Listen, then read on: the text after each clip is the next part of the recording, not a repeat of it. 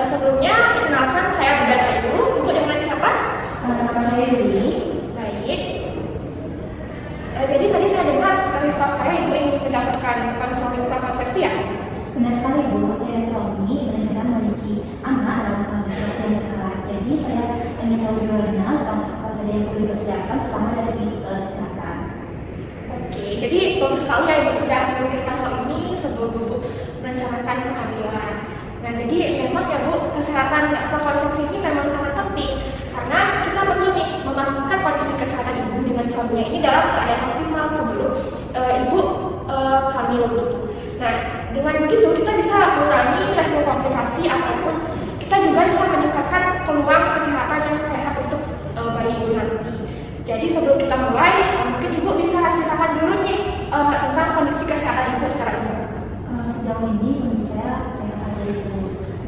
Saya itu tidak ada kondisi yang serius seperti diabetes ataupun hipertensi, akan tetapi siklus menstruasi saya itu kurang teratur. Oke, informasi itu sangat membantu bagi saya.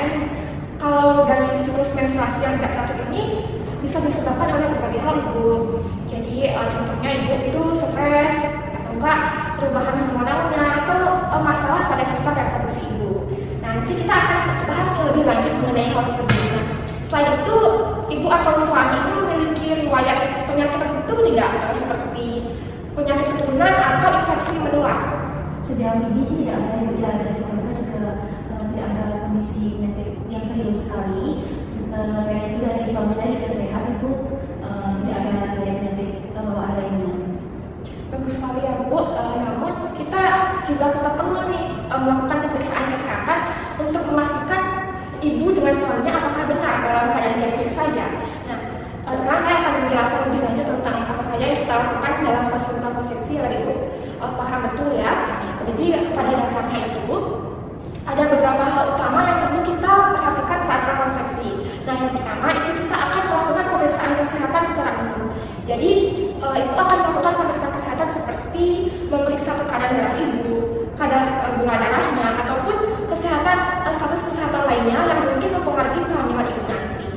Nah, kemudian ada juga nih pemeriksaan gizi. Jadi keseimbangan gizi Ibu ini juga sangat penting untuk kehamilan yang sehat, terutama untuk menghindari masalah seperti penyakit anemia. Apakah Ibu sudah mengetahui berat badan ideal Ibu atau pernah sebelumnya Ibu mendapatkan konseling mengenai pola makan? Belum Ibu, sejauh ini saya belum mendapatkan konseling terkait berat badan maupun pola makan. Saya sudah berusaha untuk menjaga pola makan saya dengan makanan yang sehat dan bergizi. Oke Ibu, jadi bagi saya sudah teratur pola makannya. Nah, tapi Ibu, terkadang pola makan yang tampak sehat itu bisa saja kekurangan beberapa nutrisi yang penting yang diperlukan untuk kehamilan Ibu. Nah, seperti nih, asam folat dan zat besi. Oleh karena itu, selain meninjau pola makan Ibu, kami juga biasanya menyarankan suplemen tertentu sebelum kehamilan dimulai. Nah, khususnya asam folat. Karena ini asam folat ini sangat penting Ibu, yang dapat mencegah cacat tabung saraf pada janin. Nah, apakah Ibu sudah mengkonsumsi suplemen semacam itu? Belum Ibu, saya pernah tahu kalau sama kami itu harus mengkonsumsi suplemen seperti itu Ibu. Jadi wajar ya Ibu, sebelumnya juga banyak loh pasangan yang belum tahu tentang hal ini. Tetapi kami biasanya merekomendasikan untuk mengkonsumsi asam folat setidaknya itu 3 bulan sebelum merencanakan kehamilan.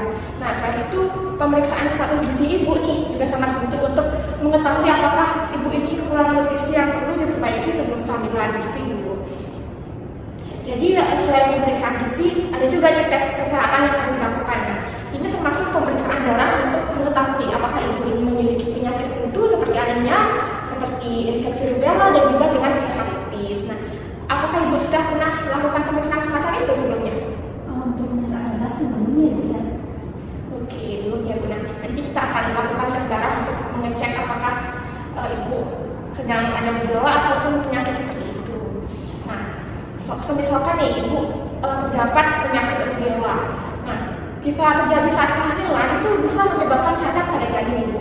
Oleh karena itu kami akan melihat apakah Ibu sudah kebal terhadap rubella. Nah, jika belum, Ibu perlu nih lakukan vaksinasi sebelum hamil. Nah, vaksinasi ini penting Ibu untuk mencegah risiko terhadap bayi selama kehamilan. Jadi Ibu berarti ada vaksinasi yang bisa saya lakukan ya Ibu? Iya benar Bu. Selain rubella kami juga biasanya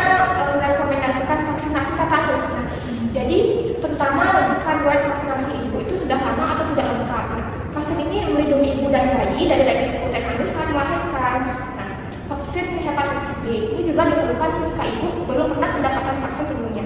Saya sepertinya pernah mendapatkan vaksin hepatitis B, akan tetapi belum tahu itu kapan tepatnya. Oke, nanti kita bisa cek riwayat vaksinasi ibu ya. Dan jika perlu kita tambahkan yang masih kurang. Nah, selain vaksinasi ada beberapa hal lain yang perlu diperhatikan seperti gaya hidup ibu ini. Bagaimana dengan gaya hidup ibu sehari-hari? Apakah ibu ini merokok, mengonsumsi alkohol, atau sering terpapar dengan polusi? Saya tidak merokok maupun minuman Bu, akan tetapi karena rumah saya itu berdekatan dengan jalan raya dan ke kendaraan motor, ini tentunya saya sering terpapar oleh polusi udara. Bagus ya, ibu tidak merokok atau minum alkohol. Nah, karena keduanya ini sangat berdampak buruk ibu pada kesuburan dan kesehatan jantung ibu nanti. Nah, untuk paparan polusi itu ada baiknya jika ibu memperhatikan kebersihan udara di dalam rumah terlebih dahulu ini, dan juga berusaha menghindari polusi sebisa mungkin. Misalnya kan menghindari olahraga di luar nih. Misalnya ibu suka lari pagi, itu kan bisa saja ibu terpapar polusi.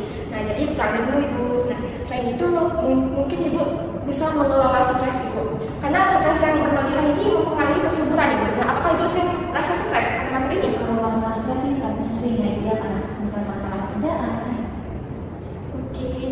Nah, jadi stres ini memang bisa mempengaruhi keseimbangan hormon ibu dan juga kesehatan ibu secara menyeluruh. Nah, oleh karena itu penting banget ya Bu untuk menjaga keseimbangan antara pekerjaan dan waktu istirahat. Jadi ibu bisa mencoba teknik relaksasi seperti yoga atau meditasi. Nah, apakah ibu pernah melakukan metode relaksasi semacam itu? Sebelum ya Bu. Oke, belum. Tapi ibu tertarik kan? Tertarik karena ibu sudah memberikan informasinya.